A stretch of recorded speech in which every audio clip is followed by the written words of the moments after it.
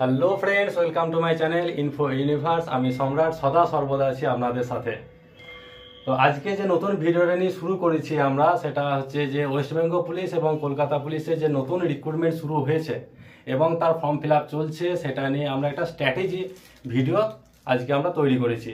তো সেই স্ট্র্যাটেজি ভিডিওতে আমরা ধীরে ধীরে সমস্ত ভিডিও ইনফরমেশনগুলো দিতে থাকবো এবং সবাইকে বলবো ভিডিওটা স্কিপ না করে আপনারা ধৈর্য ধরে শেষ পর্যন্ত ভিডিওটি দেখতে থাকুন।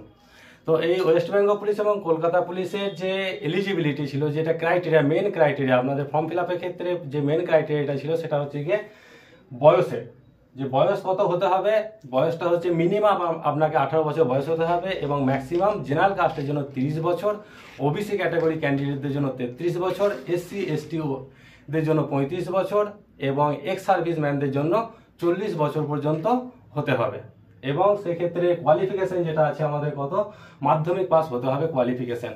এবার আপনি ফর্ম ফিল আপ করলেন, ফর্ম ফিল আপ করা মানেই চাকরি নয়। ফর্ম ফিল আপ করার পরে এবার আপনার যে মেন প্রসিডিওর, আপনি পরীক্ষা আছে, সেখানে পিএমটি অর্থাৎ ফিজিক্যাল মেজারমেন্ট টেস্ট আছে এবং ফিজিক্যাল এফিসিয়েন্সি টেস্ট আছে। সেগুলো আমরা এক এক করে আমরা এই ভিডিওতে দেখাতে থাকবো এবং কিভাবে সেই পরীক্ষা ক্লিয়ার করবেন, কিভাবে আপনি মাঠে ক্লিয়ার করবেন, সেগুলো সমস্ত কিছু ধরে ধরে এখানে দেখানো হয়েছে। প্রথমে আসি আমাদের পরীক্ষা, যেটা এক্সাম। এতদিন পর্যন্ত ওয়েস্ট বেঙ্গল পুলিশের দুটো এক্সাম ছিল, প্রিলি এবং মেন। প্রথমে প্রিলিতে পাস করলে আপনি মাঠে আপনাকে ডাকা হবে এবং মাঠে কোয়ালিফাই করলে তারপর আপনার মেন এক্সাম ছিল এবং মেন এক্সামের পরে আপনার ইন্টারভিউ। তো সেখানে এবছর নতুন নিয়ম হয়েছে, যেটা যে একটাই মাত্র পরীক্ষা হবে। প্রথমে পরীক্ষা হবে, পরীক্ষায় পাস করলে আপনাকে ফিজিক্যাল মেজারমেন্ট টেস্ট এবং ফিজিক্যাল এফিসিয়েন্সি টেস্টের জন্য আপনাকে ডাকা হবে। তো সেই রিটেন এক্সামের জন্য কত নাম্বার আছে? রিটেন এক্সামে আমাদের আছে 85 নাম্বার। এই 85 নাম্বারে কোন পেপারে কত নাম্বার আছে? জিএস অর্থাৎ জেনারেল স্টাডিজ আছে 25 নাম্বার, ম্যাথে আছে 25 নাম্বার, রিজনিং আছে 25 নাম্বার এবং ইংরাজিতে আছে 10 নাম্বার।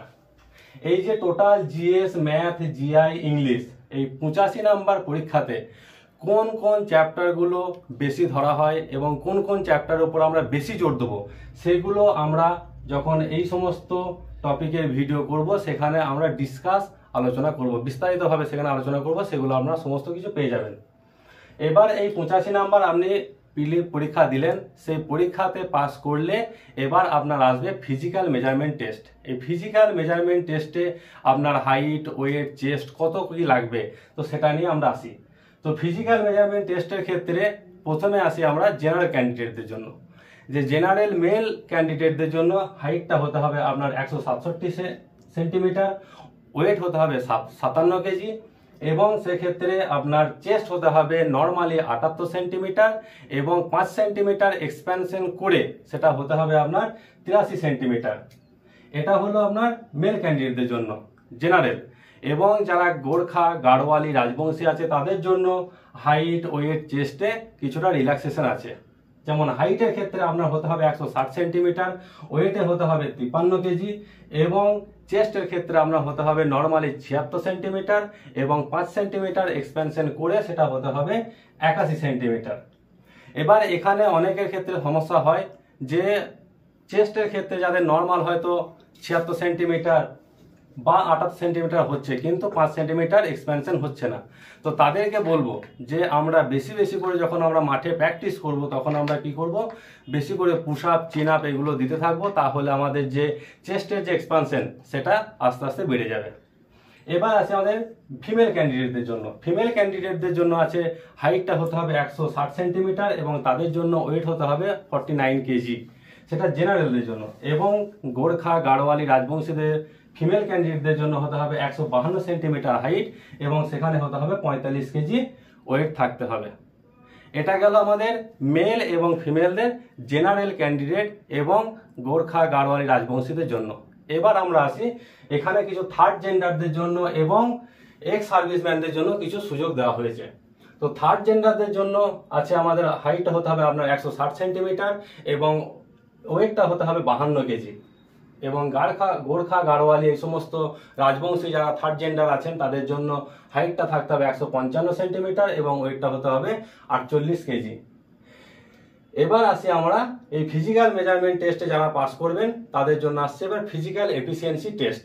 এই ফিজিক্যাল এফিসিয়েন্সি টেস্টের ক্ষেত্রে কাকে কত মিটার রান করতে হবে এবং সময়সীমা কত আছে সেগুলো আমরা দেখে নিই।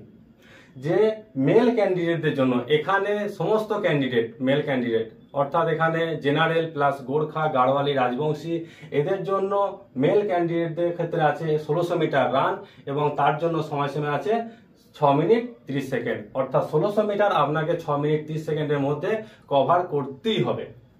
এরপরে আসি আমরা ফিমেল ক্যান্ডিডেটের জন্য। ফিমেল ক্যান্ডিডেট কত আছে, যে 800 মিটার রান এবং তাদের ক্ষেত্রে টাইমটা আছে 4 মিনিট। আর থার্ড জেন্ডারদের ক্ষেত্রে 800 মিটার রান এবং তাদের ক্ষেত্রে সময়সীমা আছে কত, 3 মিনিট 30 সেকেন্ড।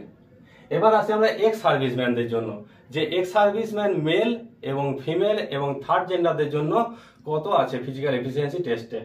যে মেল ক্যান্ডিডেটদের জন্য হবে 800 মিটার রান এবং সেক্ষেত্রে সময়সীমা আছে 3 মিনিট 30 সেকেন্ড। আর ফিমেল এবং থার্ড জেন্ডারদের ক্ষেত্রে আছে 800 মিটার রান এবং সময়সীমা আছে 4 মিনিট 30 সেকেন্ড।